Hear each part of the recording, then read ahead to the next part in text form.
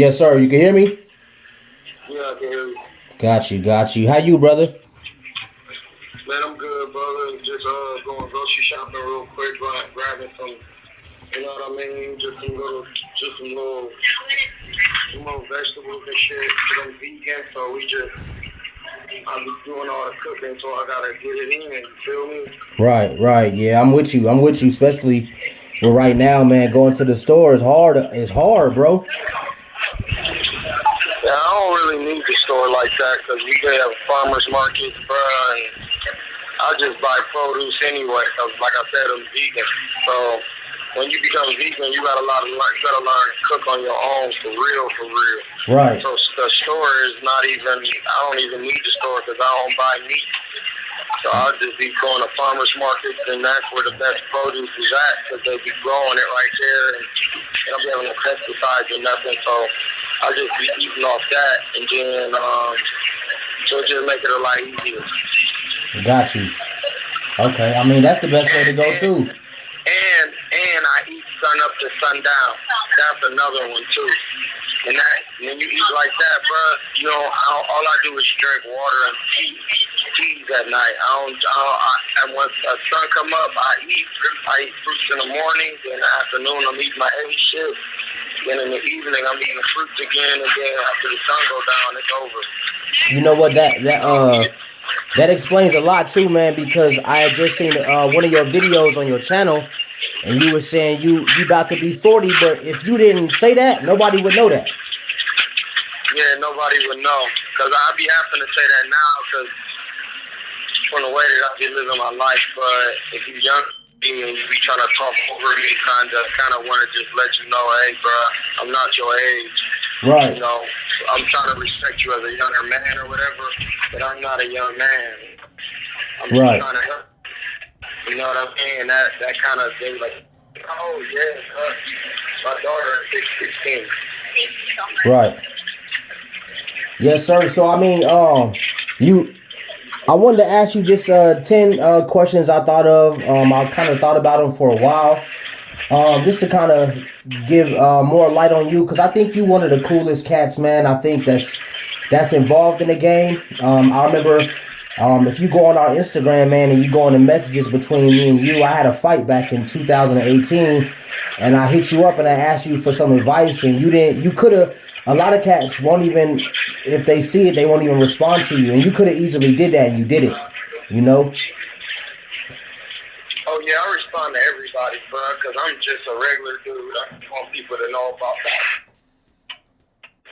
I have a million followers, but I wouldn't care. That's a good big part of my day because I like to try to educate people and uplift them. So when people get into me, bro, I always give them some advice or whatever they want. I just try to help them.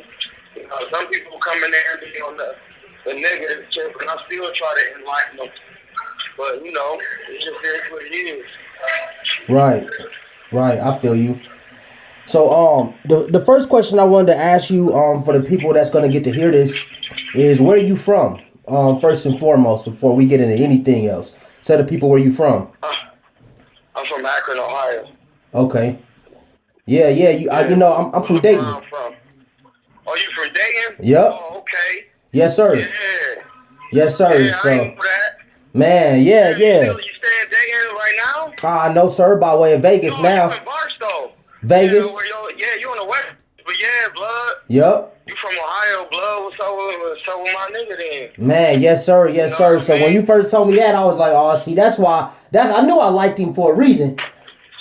Yeah, you know how Ohio is, blood. You could already kind of tell, like, so. Right. Yeah, bro. I'm from Akron, bro. You from Dayton, so yeah, I know where that's at. I got some homie Daquan Mays from Dayton. Yes, sir. Yes, sir. So, Yeah. my next question I wanted to ask you with is kind of like, so we know you from Akron, right? How did you get into boxing? Like, what's the story behind that? Hold on 1 second. Got you. My earphones. I don't want to have you on this.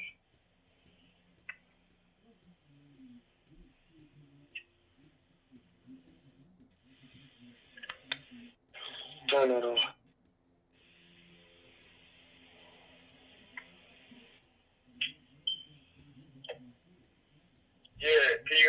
Yes, sir. I can hear you.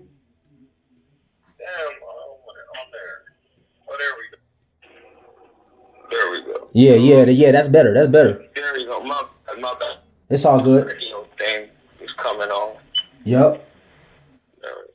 Yeah, but what would you ask me one more time? So we know you from Akron. Now that people know that, so they got that part of the profile. My next question is, how did you get into boxing? What's the story behind that? The story behind what? How did you get into boxing? Shit, bro, I can't even explain to you how I got into boxing. I just always wanted to box ever since I was a kid. Right.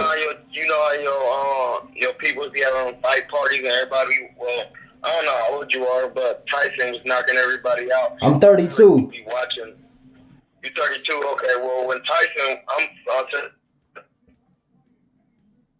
but times when Tyson would be fighting, people would be ordering those fights, and then he would be knocking people out.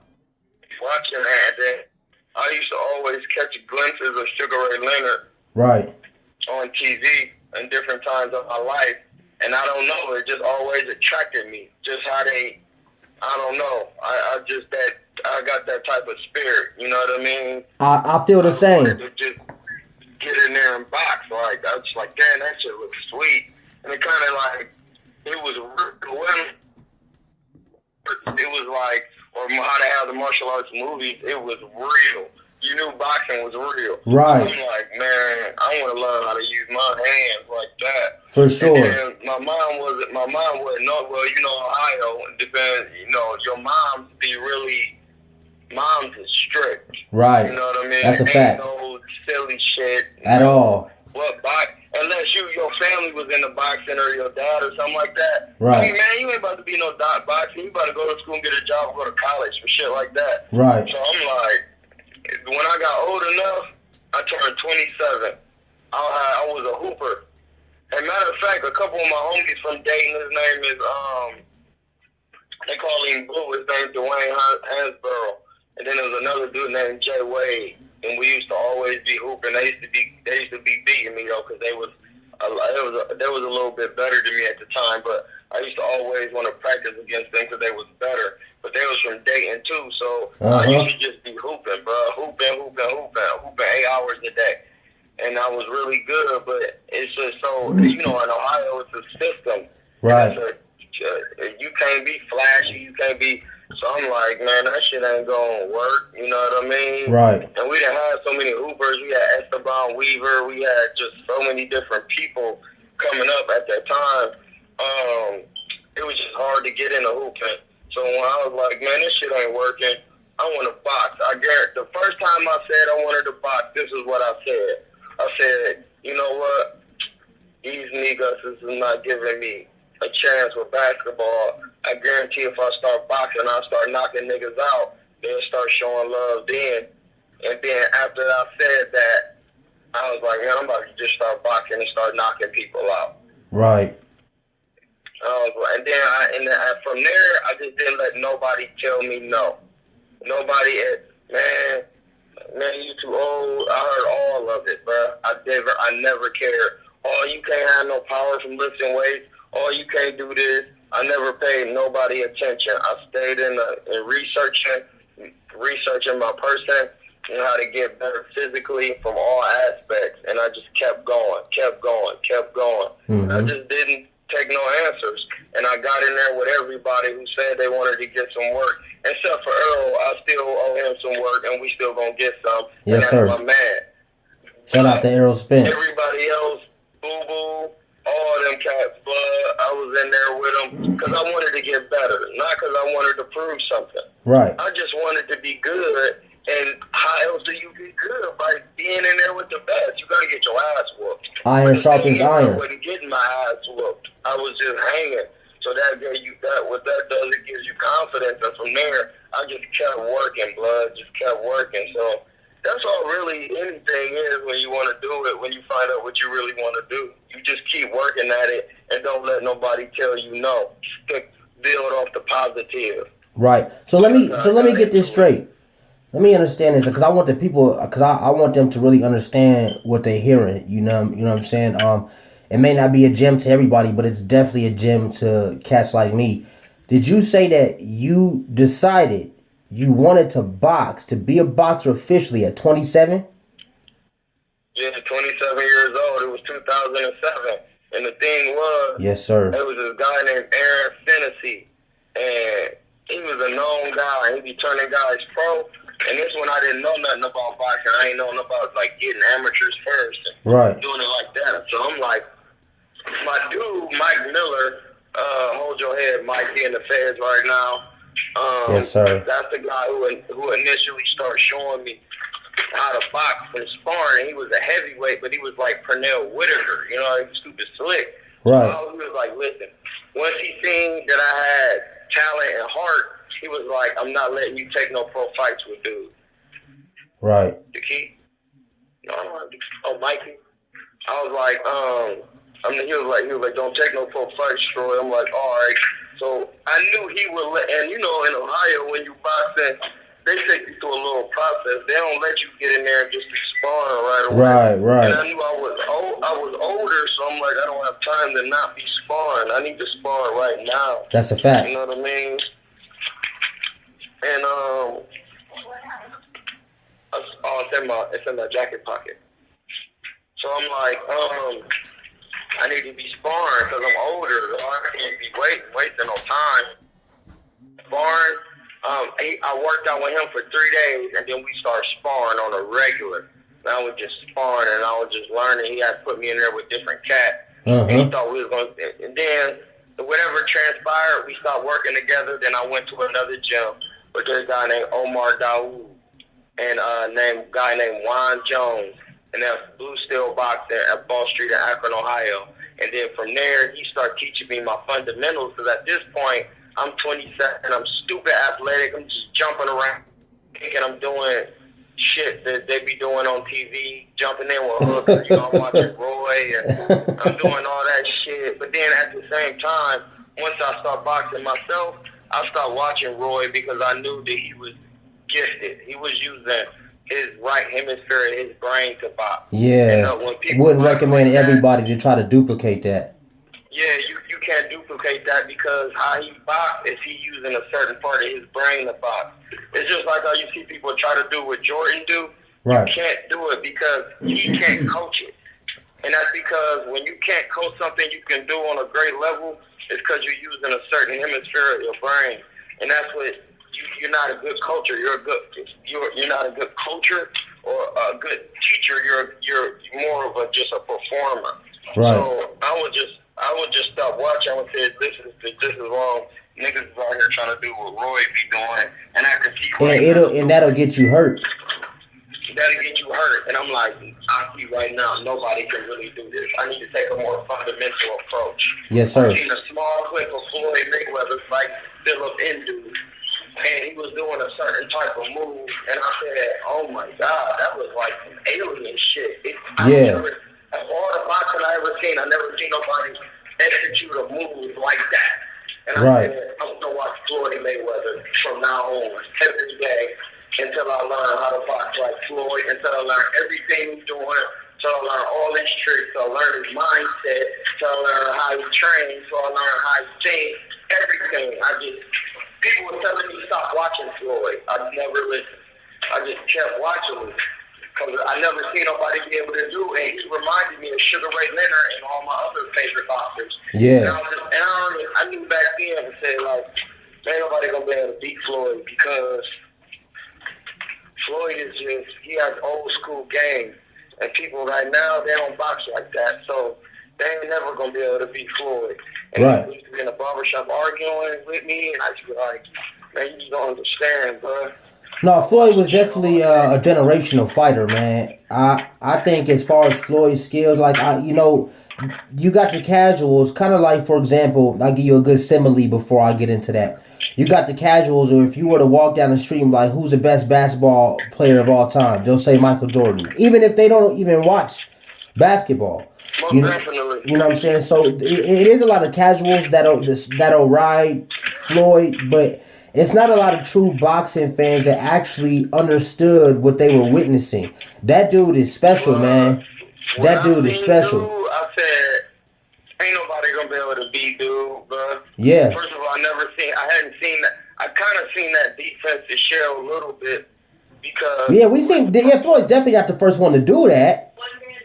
yeah, but the way he was doing it, Yeah. and what else was he? It was just the way he was doing it. It's just everything he did, the sharpness of it, how he get out of the way of punches, how he was jabbing people I to their agree. fucking guts all day. I agree. Listen, I got that move down pat so easy. I can execute it anytime. Because That's a I lethal literally weapon. watch Floyd do it. I watch exactly how he do it. Like, Adrian, don't nobody do it like him because they missing a certain move he do before he actually stuffs the jab to your stomach. Because he do it a couple of different ways. He could just go straight to it because he's quick and he relaxed. Sometimes he do a certain type of feint, then he do it. Or then if he already in the pocket, he just be shoot. He got a certain angle and standing a certain amount of lowness to where he just shoot that bitch down there. And niggas can't even stop it because he was doing it against Diego Corrales and a lot of other fighters. And I used to just watch him do it and be like, they about to get stopped because they not stopping him. Yeah, I didn't. You know, I was too young to actually watch that fight when it happened. But as you become, you know, as you grow in the sport, there's just things that you check out. And so me going back and looking at that fight and knowing who Diego Corrales was, I think that was telling that Floyd handled him like that. Yeah, but to go back to what you said, not to just veer off, I started at 27, and that's how I got it cracking. Like, and I bought all of Floyd's his career collection. I had his career collection on DVD. Right. It was this website called BoxingJunction.com, and I was just looking up people because back then it was DVD. YouTube wasn't that big, so I would just watch them shits every night. My brother would just be getting up to go to work in the morning, and they had a certain music on there. It sounded like some Manny Fresh, some old Hot Boys. Right. Yeah, and so I would just have it, and before he go to work, he'd hear it playing because I would fall asleep to it. I would go wake up.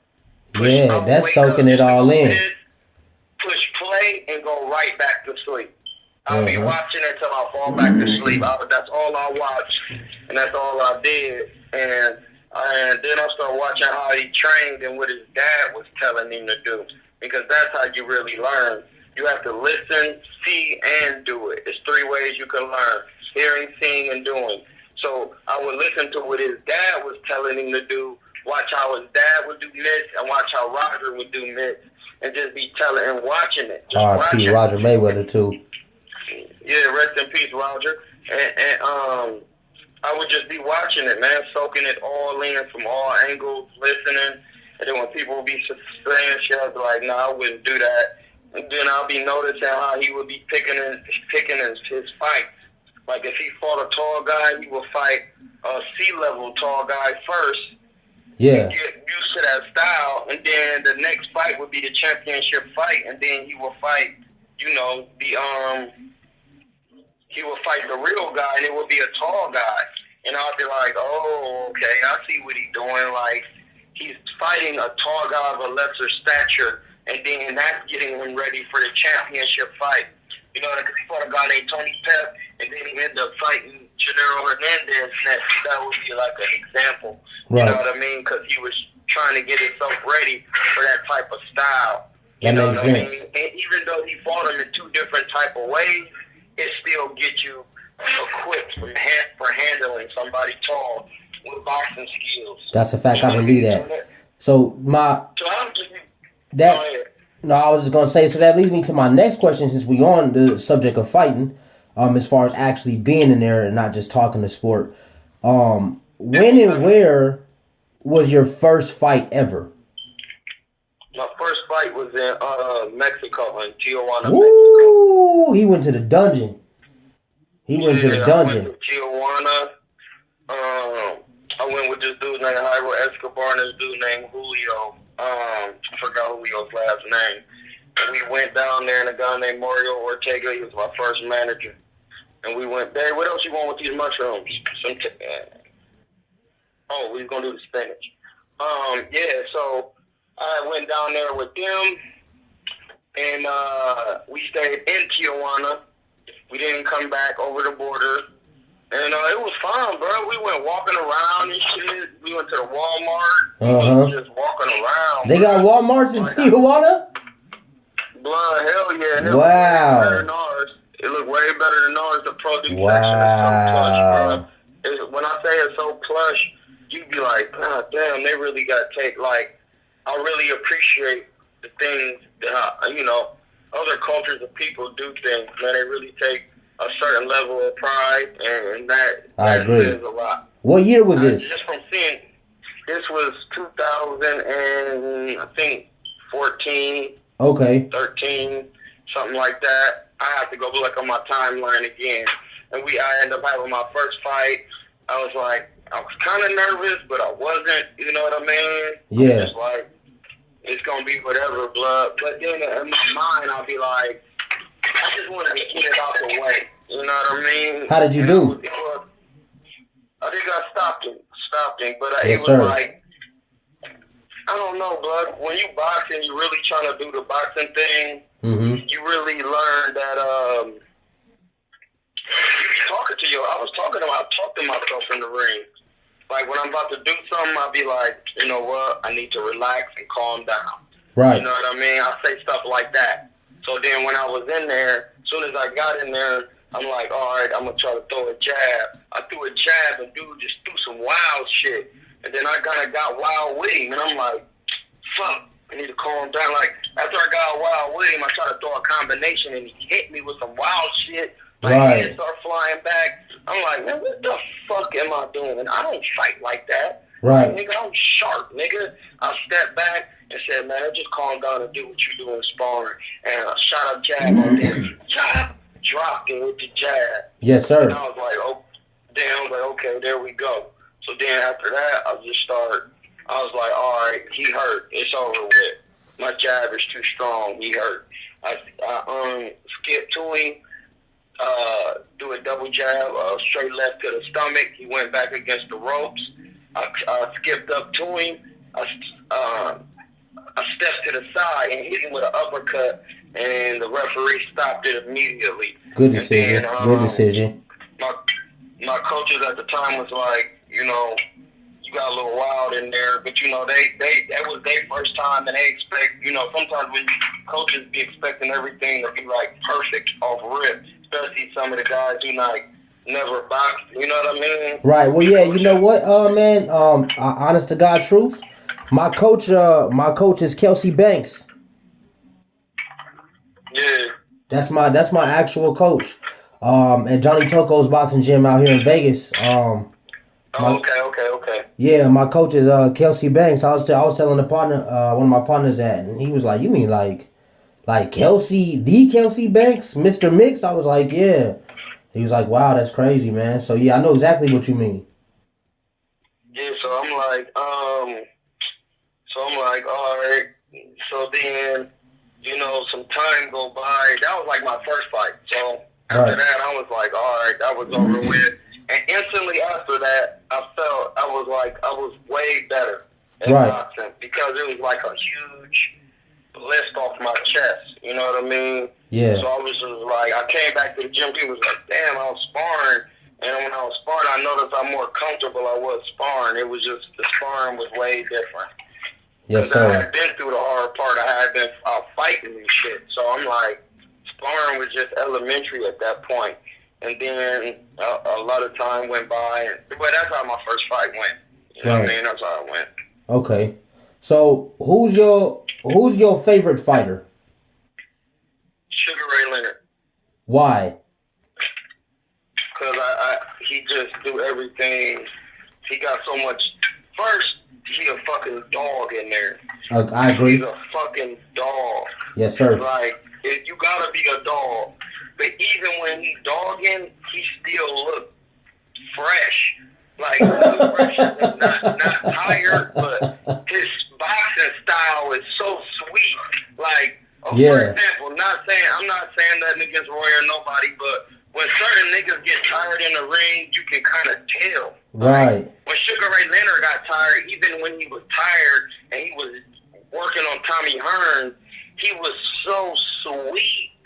The ripping hooks to the body and shit. I'm like, yeah. Man, this nigga, even when he tired, he look good boxing. Like, yeah. That's the stereotypical boxer. Like, yes, sir. Even his technique is still looking good. Even when he's throwing overhand shit and trying to land different shots, it still look in a good fundamental sharp fashion. You know what I mean? You think his speed was a big part of that? No, I think because I think it was his technique. Yes, sir. His technique was good because I see some guys who not fast as Sugar Ray Leonard, like Mikey Garcia. When he get tired, his technique is still good. You know what I mean? Yes, sir. So it was like his technique for me. That's what it was. And then I would try to emulate Sugar Ray, and I never could. I just that's hard to do, man. It's hard to do. I could jab to niggas body like how Floyd do it. I could do all that, but when it comes to doing it like Ray Leonard, I couldn't get it. Like when I do some shit, I'll be like, oh, I know that's like Floyd.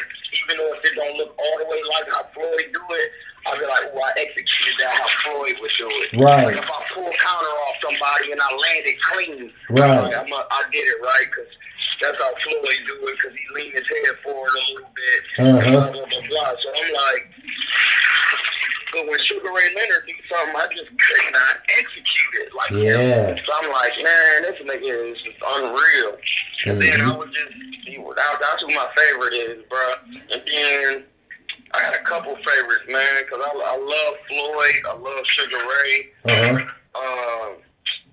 Fucking Terry Norris, bro. He throws great combinations. I like Roberto Duran, bro. Dog. Roberto Duran. Dog. I like I like Joe Frazier, even though I don't even, sometimes I can't fight like him, but just his style is so different, and he was winning with it, and he was executing it. Joe must have been able to dance, I feel like, because Joe had some good shit, bro. The rhythm of his dips are untimely.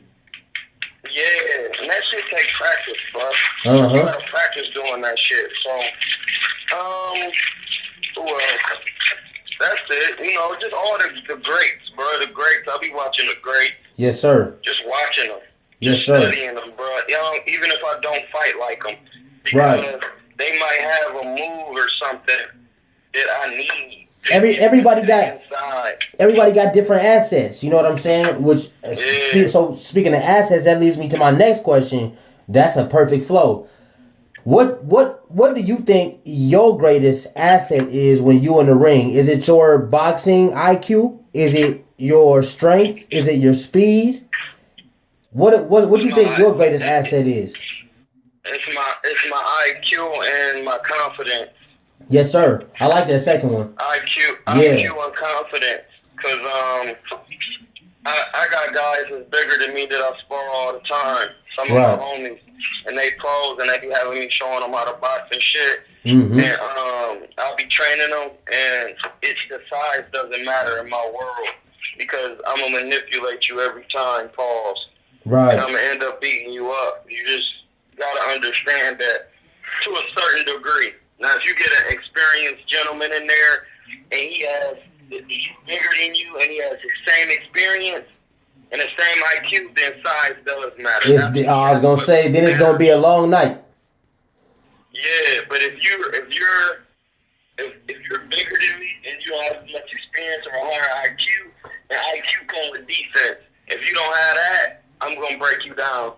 Right. Because I'm gonna make it to where you can't hit me at all. And I'm going to just keep dragging it on. And when we both tired, that's when I'm going to start breaking you down. You know, I heard Cus D'Amato tell Tyson that, and I think this gets away from a lot of people, especially nowadays. I think how we was talking about style-friendly and fan-friendly styles. One, that goes against what boxing is about. Because first of all, we want everybody to get home to their families. And that could get you hurt in there. This shit is not a game. Excuse my French. It's not a game. It's not a game. So that could get you hurt in there. And so I heard Cus D'Amato tell Tyson, he said, what boxing is is being able to put yourself in a position where you can hit him, but he can't hit you. Boxing is to hit and not get hit. That's the art of boxing. That's the sweet science. You know what I'm That's the saying? science. So That's all I would be doing, and then I would be breaking cats down and shit. But uh-huh. my IQ, because I can adjust. Right. I can adjust So because I got defense. who was your toughest fight? This guy named Alfredo Lugo. Why? My toughest fight, because he showed me that you have to learn different types of styles to box, because you have to learn them, because when you learn them, you learn how to defend them. Because remember, boxing isn't about beating your opponent, it's about beating yourself. Right. Because you're really not. All the people who lost in boxing, they say, I just wasn't myself tonight. Or my timing wasn't there. Or he was doing this so I couldn't. So you really beat yourself. You didn't find an adjustment. Right. That's what it is. You beat yourself. Once you learn how to beat yourself, bro, nobody can beat you. So when people learn in boxing how to humble themselves and look at their opponent and watch tape, because the opponent who you facing, if you watch tapes on him, you would say, you know what? He got this move, and if he do that move on me, I'm gonna learn how to. You really training yourself by watching somebody else. Right. You have to mentally put yourself through war before you go there. And with that being said, do you think cats even really watch tape on their opponents anymore? I mean, I'm sure some guys that do, but people don't watch tape on their opponents because they heard Floyd say he don't do it, so they try to do as he do. That's ridiculous. But people really don't. People don't watch tape at all, because I can tell in their style. Their style doesn't show that they watch tape. I can tell.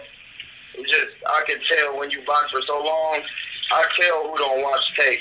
Because over the years, they don't never get better. I've gotten better off boxing alone just by watching tape. Right. Because I'm mentally putting it in my brain, and it's up to me to go to the gym and work on the reps and say, I'm going to flick my jab like James Toney to the stomach today. And when I flick it, whatever he throw, I'm going to roll my shoulder and come back. Right. So it's up to me to keep trying it. And when you keep trying, the more comfortable you get with it, a coach don't even have to be there. You're going to start swagging with it. And then you watch more tape, and then you start tightening it up more. And then you working on the mitts. And then, but see, that's the thing. I've been coached by James Toney. I've been coached by Floyd. I've been coached by Nicolino Luce because I watched their tape. Yes, sir. Because, I just watch their tape, bro.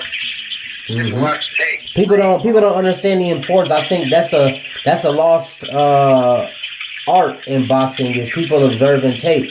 That's very important. That's very important. It's very important, bro. So I just watch tape and I study. Yes, sir. I watch tape for different boxers. Okay. That's what helped me. Oh, man, you like I said, man, I think you one of the realest brothers, just in general. I can't say that enough. I appreciate that.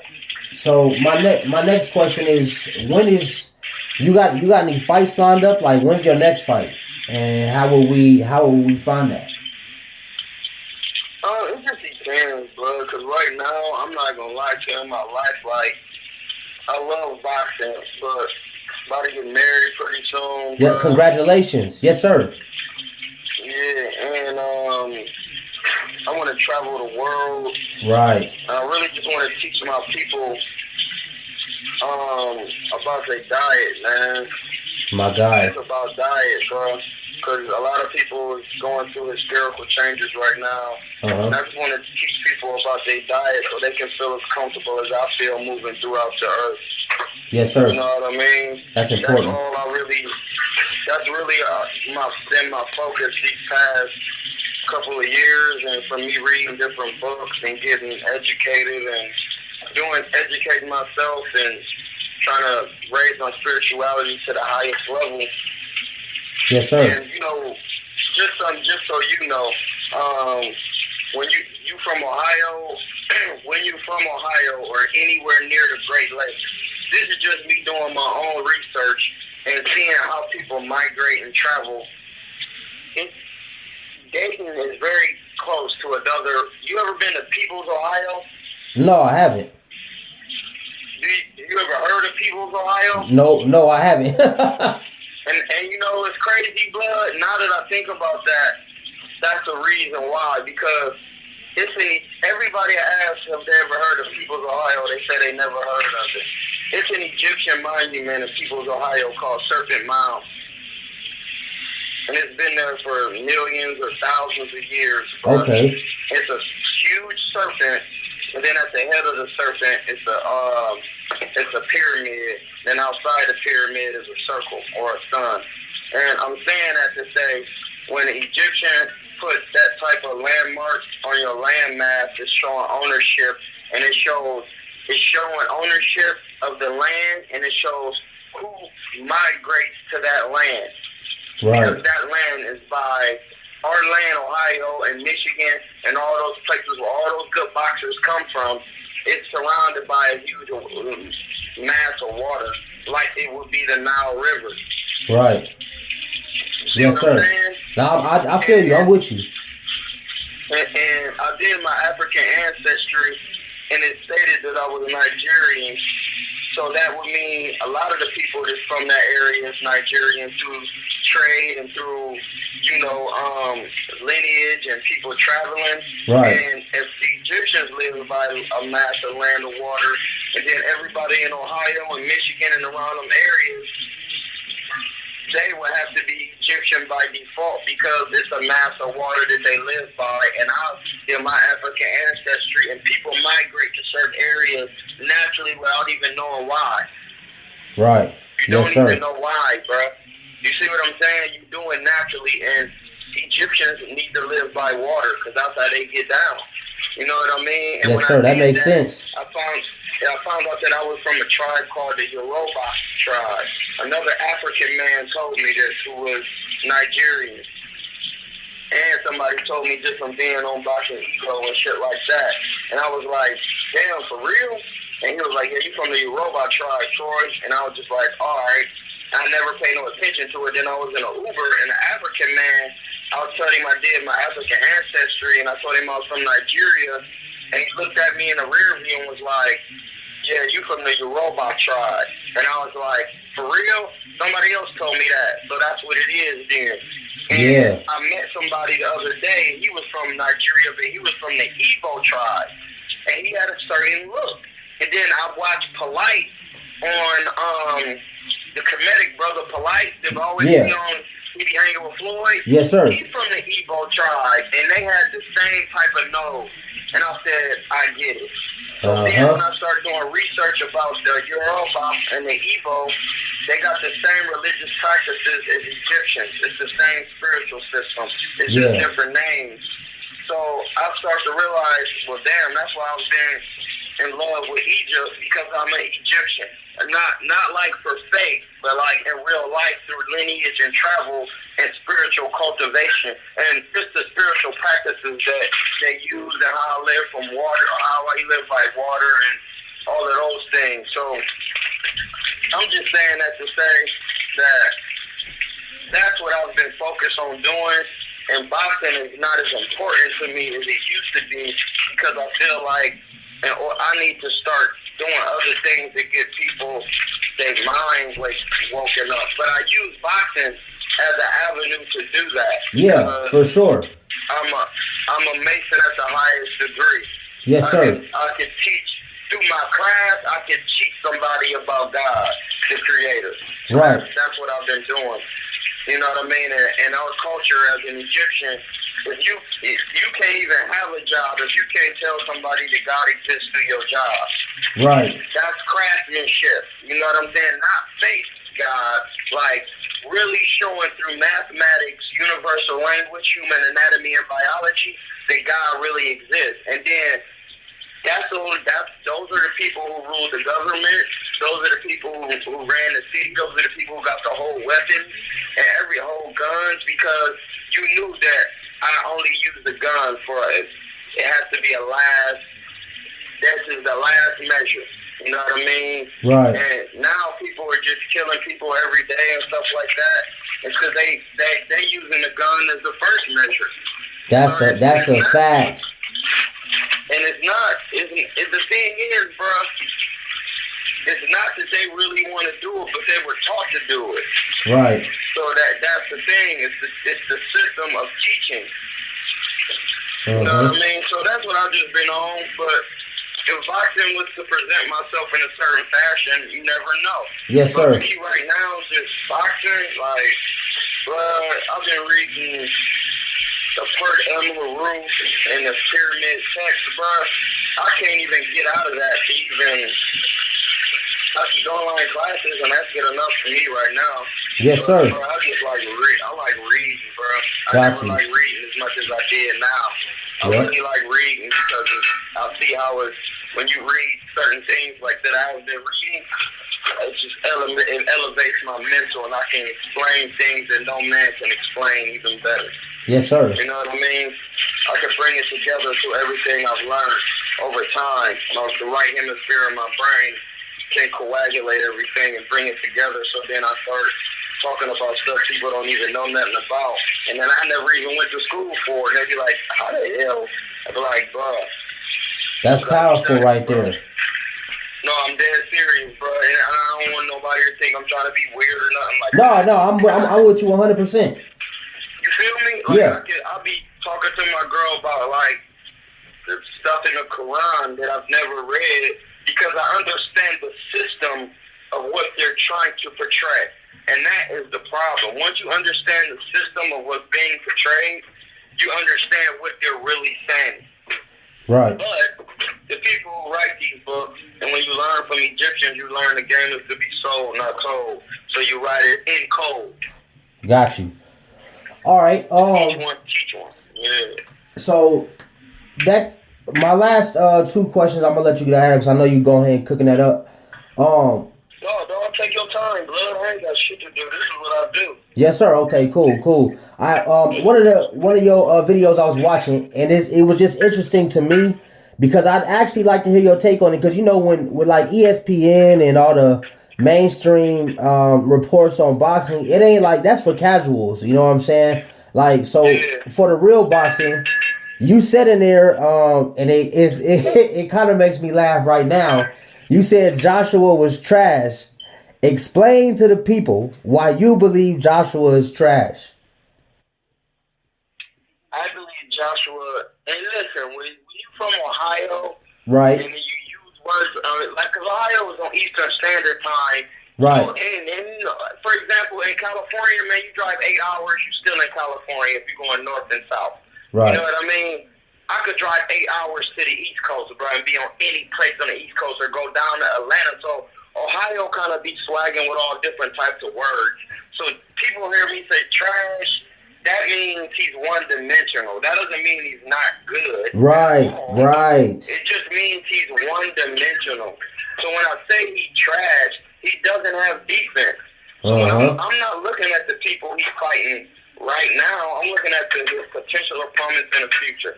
And when I see you don't have defense, I'll say when he fights this type of person, and I look at their record, and I say he got knockouts, he gonna get hurt by that guy because he don't have enough defense.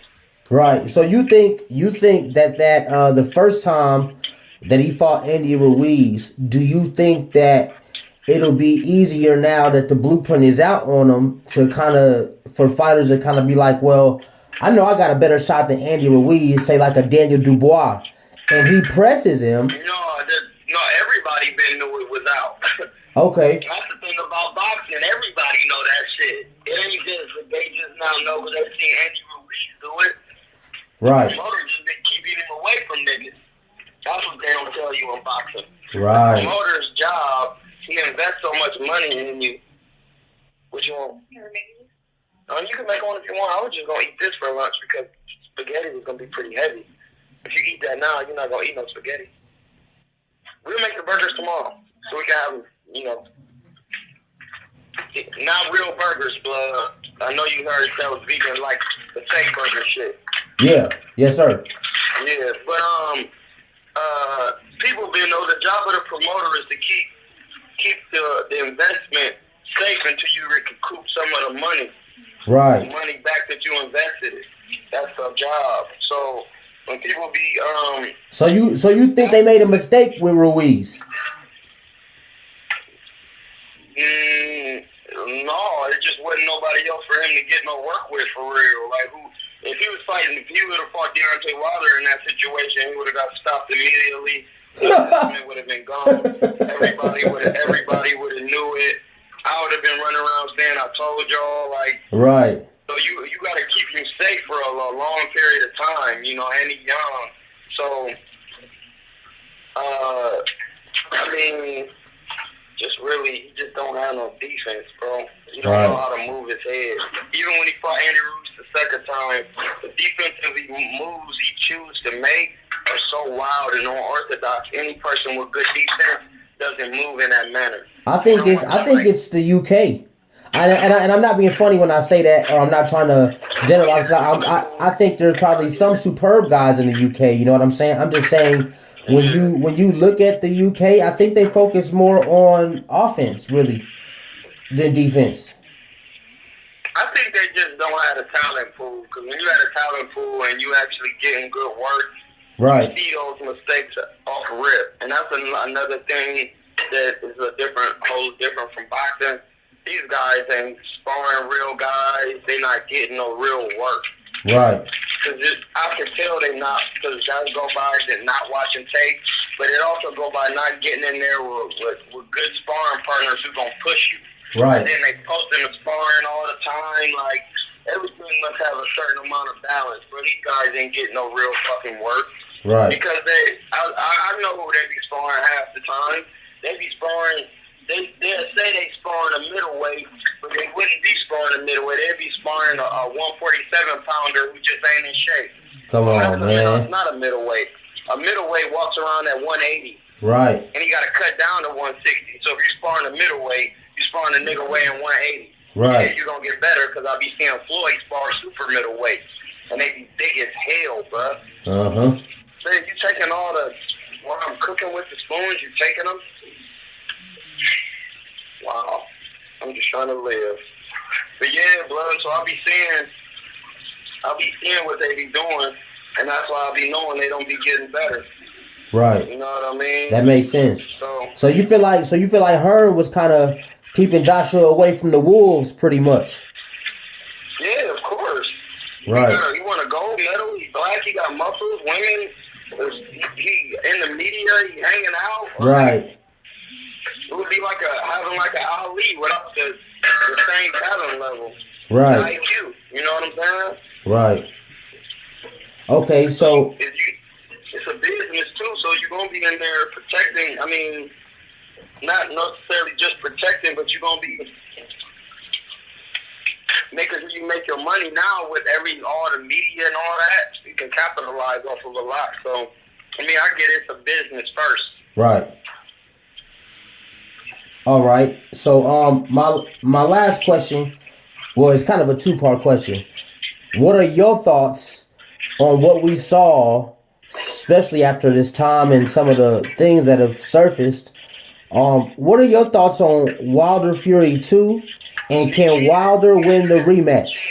He cheated, bro. Sorry.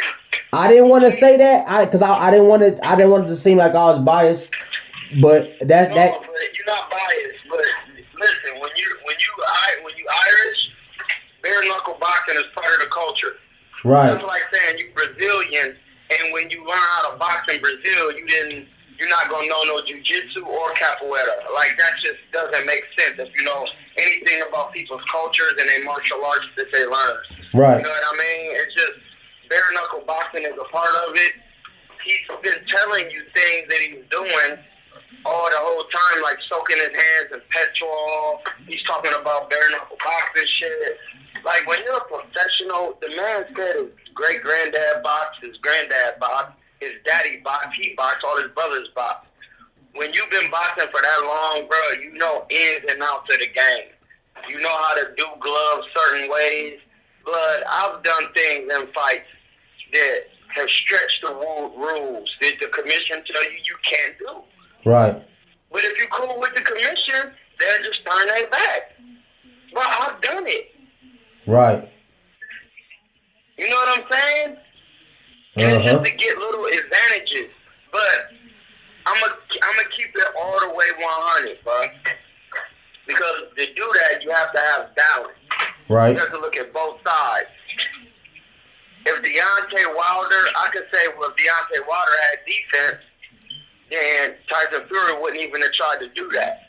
But then I thought about it again, double fold, and said, well, Floyd Mayweather is one of the best defenders of all time, and Maidana still tried to come in. Oh yeah, for sure.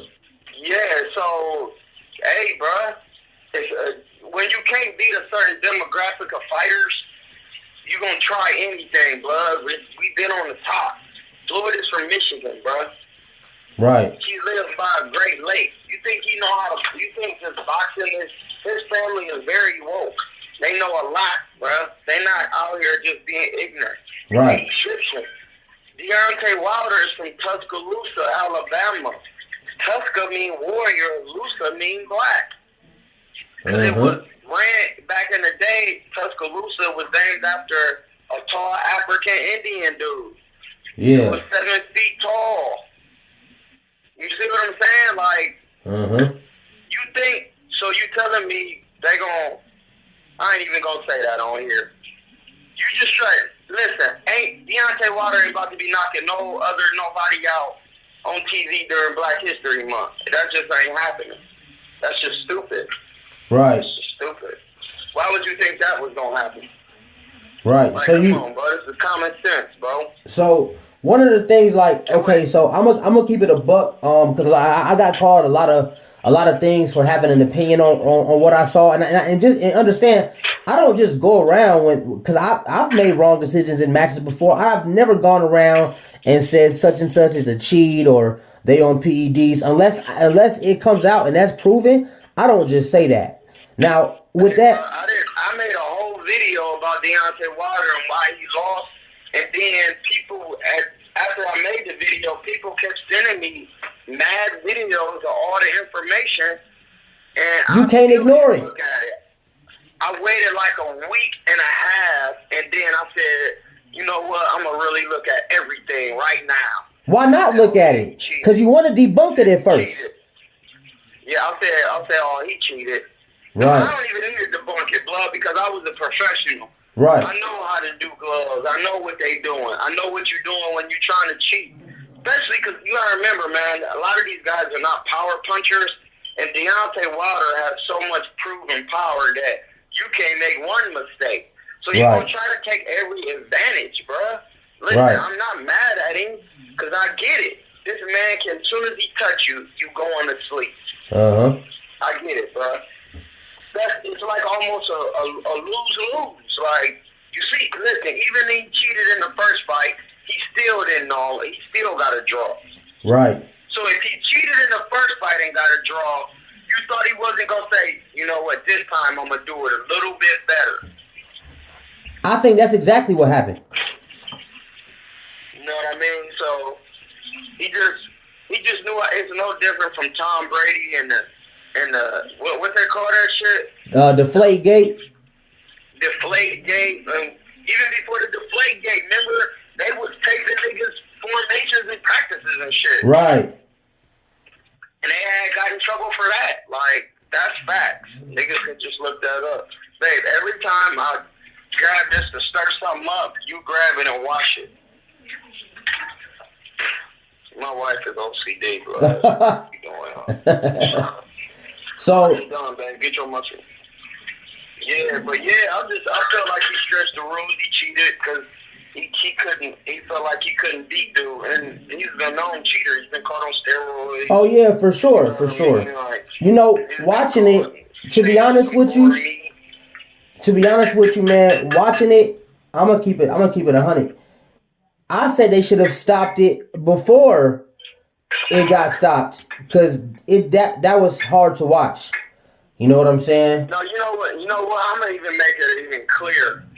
My wife was watching boxing. She don't even watch boxing. All she do is watch me box and watch a little bit of the boxing that I watch. Right. She seen Tyson Fury, and the thing is, we watched the first fight, and we watched how Deontay Wilder almost knocked him out in that 12th, and she was like, that was so exciting, I want to watch this one. Technically, he did knock him out. If you want to be a buck. Yeah, and then what she said was, as soon as we put on the fight and we ordered it, she was like, "Why is dude's glove flappy like that?"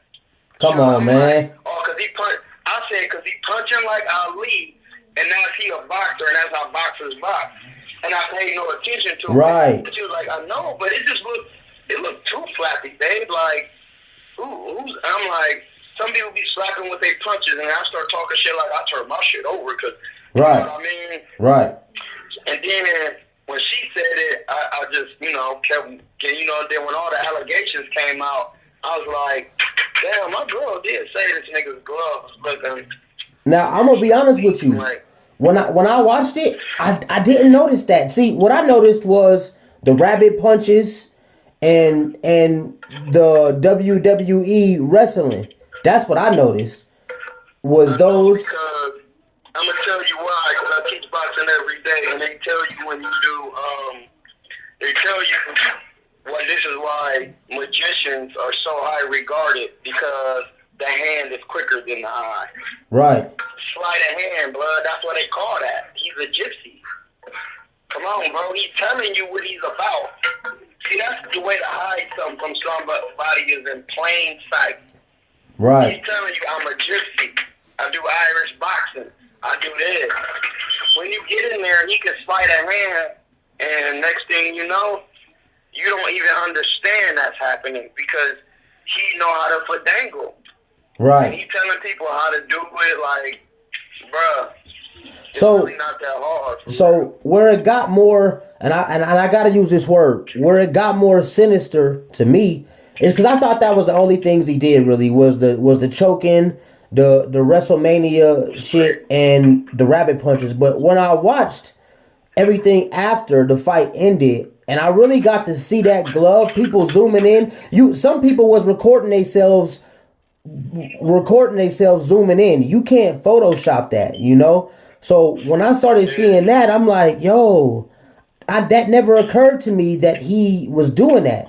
This man had his fist in the wrist part of the left glove, which they already showed the pictures, not from the first fight, but the second one. When he come out, he raised his hands above his head. If you look at the left one, it's loose, bro.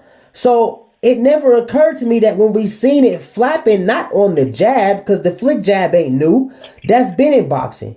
But when it was flappy on the hook, he wasn't slapping him. His fist was in the wrist part. So in actuality, he punching this man in the face with his fist. And then I started to think about what he was saying about dipping his hands in gasoline. So then I'm like, well, wait. Why would you be doing that if you didn't intend on your actual knuckles coming into contact with your opponent? Which, if you got your glove on correctly, that's not gonna happen. Yeah. Boy, was dipping his hand in nothing. He had brittle hands, and neither was Paulie. Right. And that's why he was doing it, to make his hands tough so he can hit somebody with knuckles. I mean, that's just... All you could do is watch the video. Right. He couldn't help but to tell on himself. So what you think about ESPN? The evidence can't get no clearer than that, bro. What you think about all this silence about it? You gotta remember they are the boxing is corrupt. Right. And from what I just explained to you before, they're not about to let that happen on ESPN. So you can get on TV talking about I'm the king, and he coming out with the one guy who be rapping. What's his name? The black activist rapper. I forget his name, but I know you talking about though with the dreads. D Smoke. Yeah. And then he on there. Man, that's just not gonna work like that. Right. They tried to get it off, but whatever happened, that happened for a reason. Right. Do you think Wilder can win the rematch? Yep. But now in my heart, they're talking about you dude trying to retire. Tyson. They said if Wilder lose, he should retire. No, I'm saying they were talking about Tyson retiring, and his dad was telling him to retire or something. That's because they know they just got away with the heist of the century.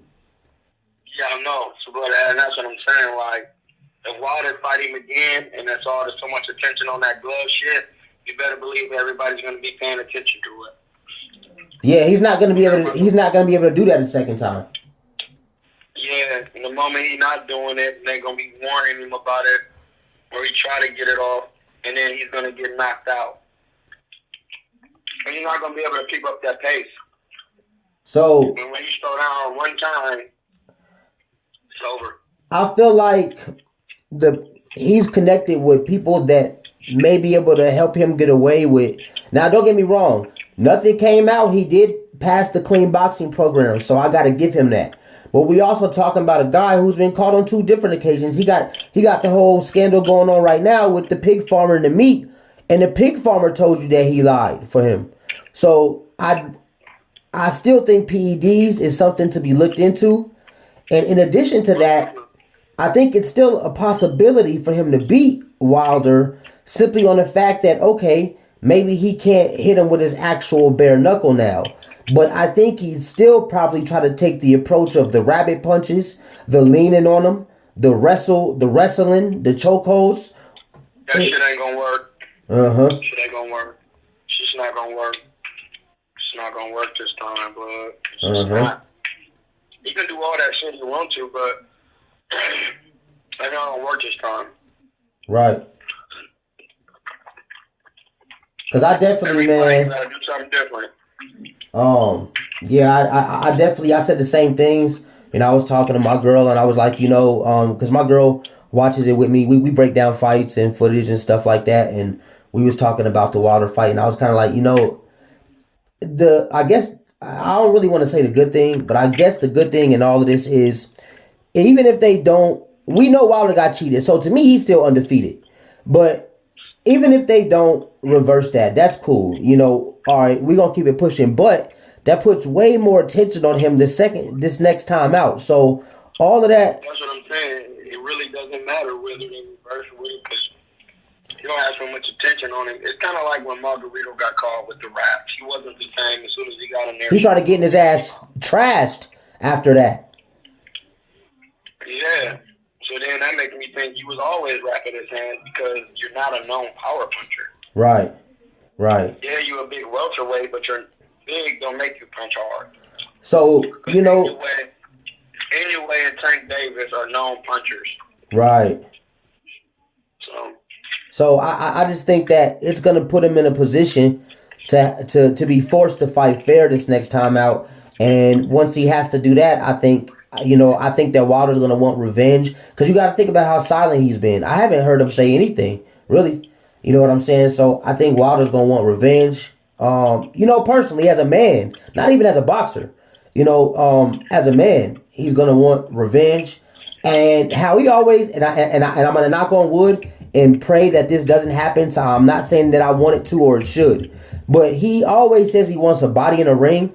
And I just think that everything built up, because you got to think about spiritually where people be in the places they be before these fights. It's gonna be the perfect storm. So if Fury's forced to fight fair for the next fight, man, I think he could really get hurt. Definitely pause. Yeah, blood, and that's why that shit happened to Wilder though, because he was talking about killing niggas in the ring, and I thought you don't need to be talking about that. Right. It's too negative. Right. I remember I had a manager one time. It was this girl. When I said, man, I'm gonna catch a body in the ring. When she like, you can't say that.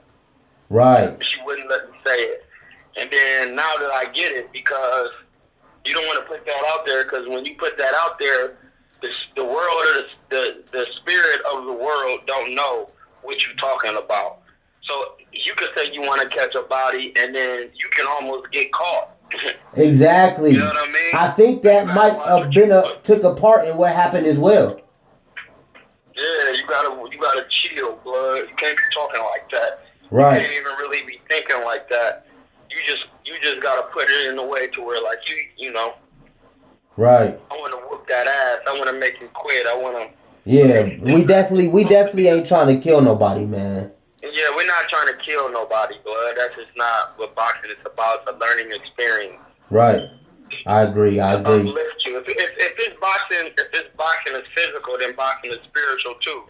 Right. So if boxing is God, boxing spirit gods. You know what I mean? So Yes, sir. like that doesn't make the Alexis Arguellos. That doesn't make the Hector Camachos. That doesn't make Maxim Dadashev, the Patrick Days. That doesn't make them happy, blood. Right. For talking like that. Right. You know what I mean? Because they gave their life on it, about it, and they died in fair combat. For and sure. You just don't want to put those things out there, but you just don't. That's just too much negative energy. You gotta have balance. For sure. You just want. I just want to stop him if that's the case. Yep. That don't mean that can mean knock him out. That can mean. Make him quit. That could mean make him quit, like right. Roberto did. That could be anything, bro. You just want to. That's what I want to say. But I wanted to say I wanted to catch a body because I just feel like nobody wanted to respect me. So right. I get that in Deontay Wilder's mind because he just wants the respect. You know what I mean? But right. at the same time, trying to get respect from a man is worldly temptation, and that's not the respect you want. You want the respect from the creator, bro. Right. Keep doing what you're doing, talking positivity about your people and boxing, and you will be back on that level. But just saying you want to catch a body because people won't respect you is not fair to anybody because that's not what the boxing gods want. Yeah, we definitely, come on, man. I would agree with you on that, too. That's one of the only few things I kind of was like, oh, okay. And it was shocking coming from him too, because he really, when you listen to him, he don't. I never met him. Blood is not. How is it shocking coming from him, blood? Don't nobody showing no fucking respect. Right. You gotta understand that. This is what you said. People's minds be spiritual. You've been out here giving your hardest for something, and you know you got a daughter who got a situation, and people are shitting on you, saying that you ain't nothing, you sorry. Like, you have to be in a certain place in your life to not let worldly thoughts come into your mind. Right. Be tempted like that. And that's my whole point of saying why I don't care about boxing anymore. Right. Because me knowing what I know, on any given time, like I say, something, a wrong thing, or which will be the right thing, and somebody could be calling my phone, knocking on my door, or hunting me down, or something, all that weird shit they say that be happening, it really be happening. You know what I mean? So, I just want to watch what I say and watch what I do, because what you say and what you do affects your spirit, and your spirit is what talks to your consciousness. That's a fact, brother. Your spirit is what goes to your consciousness. Now, that's two different things. Yes, sir. What I mean? So, there's two different types of energy, so I'm just saying that to say, like, man, I don't even want to be talking about catching bodies, because it's a learning experience. That's and too much. My homie was talking about he didn't like Roberto Duran because he quit. I said, hey, bro, you sound stupid. He's like, I'd rather just die in there. Like, wait, what? Right. I said it's not life or death. And then I was telling him, hey, bro, so you telling me you gonna let a man take you out in front of your kids when you could have humbly bowed down and said you better than me? I'm gonna learn how to beat you. Right. I said dying is the coward way out. Like that ain't. It's once it's a prize involved, we not boxing because it's life or death. We boxing because we showing the world we're good at what we do and to our craft, and we can make money to feed our families. The point is to stay alive. Right. Like, man, I'm gonna die in there. Hey, bro, you sound stupid. That's why Floyd said it's the less damage you take. The less damage you take, the longer you last. Yeah, it's not about dying. It's about, yes, we know you're a warrior, but you don't act out as a warrior. This is not life or death. You get paid a stipend to fight, so then you want to feed your family. You want to people are not humble. You humbly bow out, say you're better than me. I will be back to show that I can improve myself. You raise people up by doing that. Man, he lost, but you know what? He'll be back, and when he come back and win, that's what Joshua did. And it shows resilience. It shows that you can get up off the stool. But if you just talking about, I die in there, you died, you never came back, and now your kids is haunted, and the man who killed you got to take care of your kids for the rest of his life because you lost in legal combat. Right. So he indebted to your kids, and that's just that might not be a rule in boxing, but that's just a common rule. That's an unspoken. That's an unspoken one. Yeah, it's an unspoken rule. So that's a common law rule. Like, so if you don't have to die, bro, that's why Tank be saving niggas sometimes. Instead of just getting them out of there, he'll save you, let you go your 12, and then get you out, which will be his last fight. Because with great power comes great responsibility. Right. You understand? So that you can have a power and knowledge. You can have power and strength and know how to land the punch to get somebody out of there. You know what I mean? Because you can do it, that you should do it right then and there. Because Gamboa was hurt.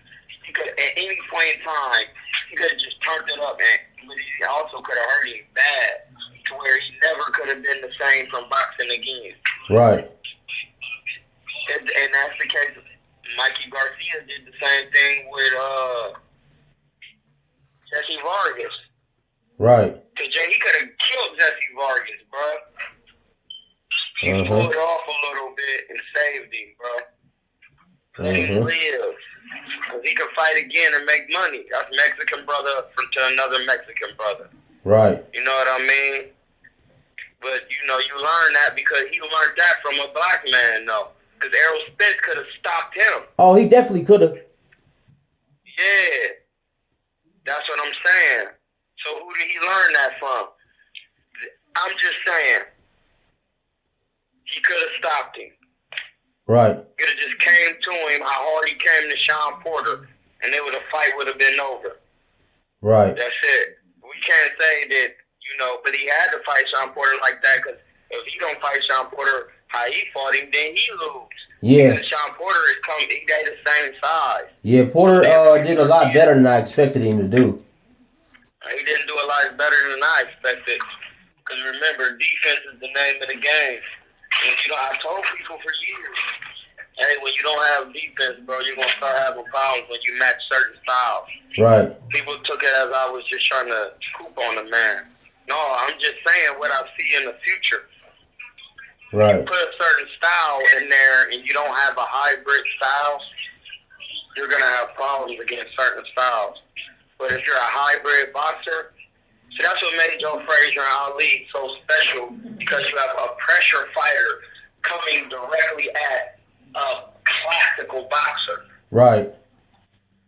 But you put that type of guy in there, Joe Frazier in there, with somebody with the skill set of Andre Ward, you're going to have, Joe Frazier is not going to have a good time. Because Andre Ward can get in there on the inside with you. Right. I can box you. I'm going to take you in so many different streets. You're going to be what they say. If I take you down some paths you don't... See, this is why you got to be intelligent. If I take you down different paths that you never been before, what is that? An adventure. No, but if I take you somewhere you never been before and leave you... Oh, that's following. No. If I take you somewhere and it's a whole bunch of different paths and I leave you somewhere, what are you? Surviving.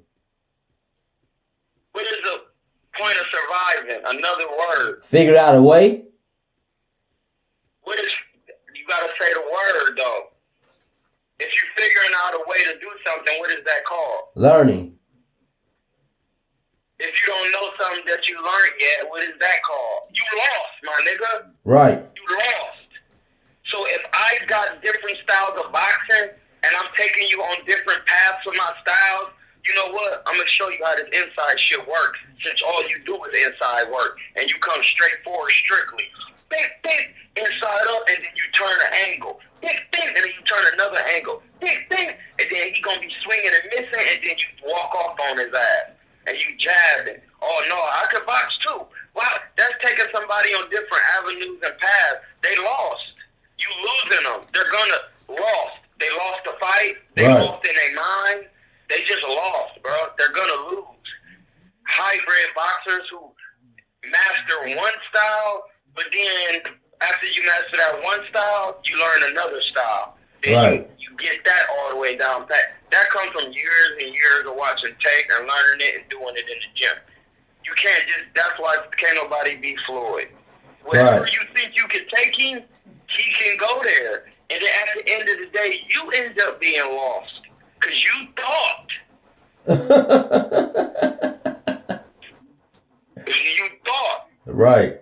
For example, Andre Berto is my man. He's my guy. I love him. But when he was in there with Floyd, he said he didn't understand what they was doing. Is we boxing or yeah, he boxing, bro. That lets you know you didn't know boxing like you think you knew it. He also said Floyd was listening to him breathe. He's doing everything that you don't even think that you knew to do. You're lost. Right. So when you hear that, you're like, damn, he's listening to me? Why the fuck is it you lost? You're not even thinking about boxing. You're thinking about why he's listening to you breathe. Because he want to see where your gas tank at from where he's already been doing to you. Right. He's been driving you to the pit. He's checking your gas. You still thinking only about landing punches. Right. You're not using the right hemisphere of your brain, bro. Because you're thinking only one. You have to bring it all together. You can't just think one dimension. We're in a 3-dimensional universe. And that's, you have to add depth to your boxing. With the thinking, you have to think deep. And then in the physical, you have to bend your knees. That's why these niggas be looking like they be. Hey, these is just shit that when you study, I've been studying something that has nothing to do with boxing. So once I look at boxing, I'm going to understand boxing totally. I don't even have to be boxing. I don't even watch boxing no more. The niggas who have problems in boxing is because they only boxing in 2 dimensions. And we're on Earth. It's round. We're in a 3-dimensional unit. How do you add a 3rd dimension to your boxing? You bend your knees. If you're standing straight up, you're just moving front, back, side to side, and in a circle. I could draw those shapes on paper. I can also draw a 3-dimensional cube on paper when I add depth. When you do that, you bend your knees. Because when you climb inside of a boxing ring, the ropes show depth. It's not a square. That's why it's called boxing, not squaring. Or circling. It's called a square circle. When you're at the right angle, you'll hit somebody. It's 4 right angles. 4 right angles is a right angle is 90 degrees. 4 times 90 is 360. That's a circle. It's a square circle. It's a square sphere, actually. It's a boxing sphere. It's depth. You got to bend your knees. Pernell Whitaker has defense because he can get low and go east to west. Floyd got defense because he can go in all directions with his feet. He stays on his pivot and he bends his knees. These are all things Floyd be saying. You know what I mean? Ali was good because he can pull back. He can get low. He can drop down and use the jab to the body. He will feint and drop his head. Like, it's all about bending your knees. If you're standing straight up, coming to somebody, your pack is going to get busted. It's not going to work. You're just a dot on a piece of paper. That's 0 dimensions. Now, once you start moving front, back, side to side, that's only 2 dimensions. If you're not bending your knees, people listening, you're going to have boxing problems. You have to bend your knees. You don't believe me, watch everybody who was a good defender. From Duran to Leonard to Hearns to everybody. Even Iron Mike. He got low. And, and that's where the power is, in the earth. You got to get low, blood. That's what the Yin Yang twins were saying.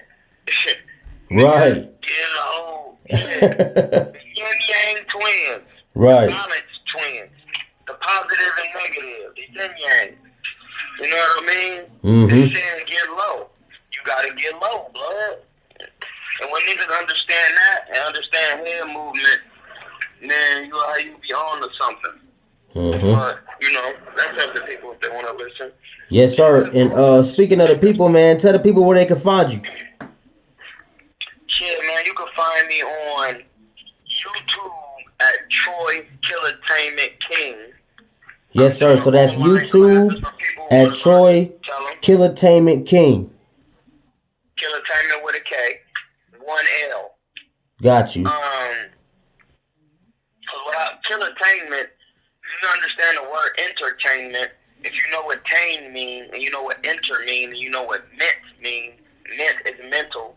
Enter, we already know what that is. Enter your mental. Right. Tain is a root word that means something. And when you switch the syllables of the words, you will see exactly what it means. I kill the entertainment. Got you. The entertainment that everybody else is watching, I want to kill it and want them to listen to me. Right. Okay. I'm the one with the pat. You see what I'm saying? Yes, so sir. When people say it's a negative thing. No, I'm Kilatainment. And then, or for my Mexican brothers, because I love y'all so much, you just type in Cuerno de Chivo with a K. And Got you. that's me on the IG. Okay. At Kilatainment, at Cuerno de Chivo, Troy Kilatainment King on YouTube. I'm doing online classes, teaching people boxing. We're doing workouts, man. We just uplifting the community.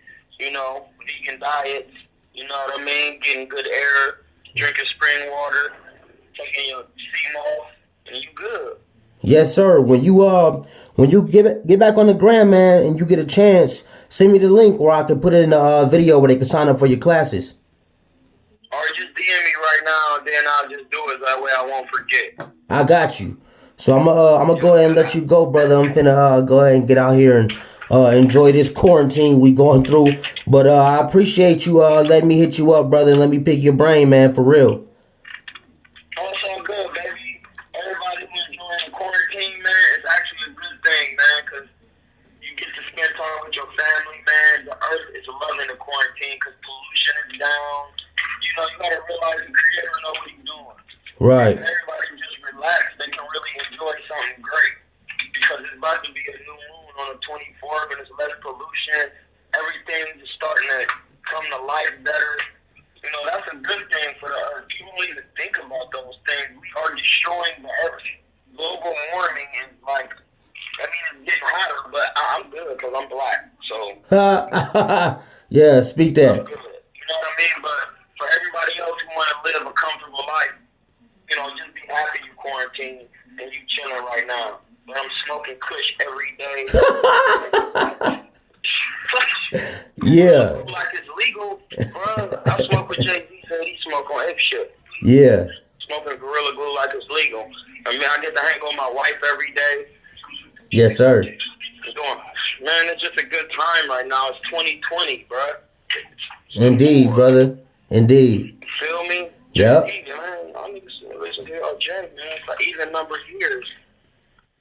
2020 vision. The vision, bro. That makes sense, brother. But yeah, though, man. With that, I'm gonna let you go. But I'm gonna hop on the gram and I'm gonna send you the information so you can send me that link. Do that, slime. Get with me. Got you. One. All right, brother. Be safe. Man, hey, bro, I'm proud of you, man. Appreciate it. You're from Ohio, so anytime you want to interview and I got time, I got you. Yes, sir. That's the love, brother. More dibs on any other nigga. That's the love. You know that, because I got niggas in Dayton. Yes, sir. Yes, sir. All right, bro. Be safe, family. Yeah, One. All right. That's it. Subscribe to the channel. Sweet Science 702. And with that, we out.